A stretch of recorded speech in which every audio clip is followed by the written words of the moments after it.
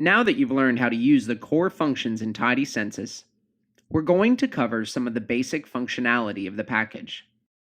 This includes how aggregate census data are structured and how to return data in different formats. Data from the decennial census and American Community Survey are available across the United States at different levels of aggregation. Data can be obtained for legal entities, such as counties or states, which have legal standing in the U.S., and for statistical entities, which are geographies defined by the Census Bureau, like census tracts, for data tabulation. The level of aggregation is specified in tidycensus by the geography parameter, which corresponds to the ways geographies are formatted in the Census API. The tidycensus documentation in the included link provides a table of how to format these geographies. In this example, we use the argument geography equals county to request county data from the ACS for the entire United States.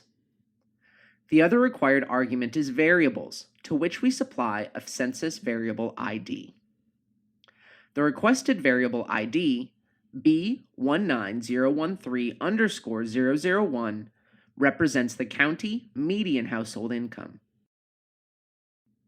In many cases, you won't want data for the entire United States. You can use optional state and county arguments to get data for a geographic subset, like in this example where only counties in the state of Texas are returned. Additionally, the example shows how to pass a named vector for the variables argument, yielding a more informative value like HH income for household income instead of the census variable ID. By default, tidycensus returns census data in tidy format, where census variable IDs are stored in the variable column. However, there may be times where you would prefer that the variables spread across the columns. The spread of variables can be set with the argument output equals wide, which returns a separate column in the output dataset for each variable and its corresponding margin of error. Now let's try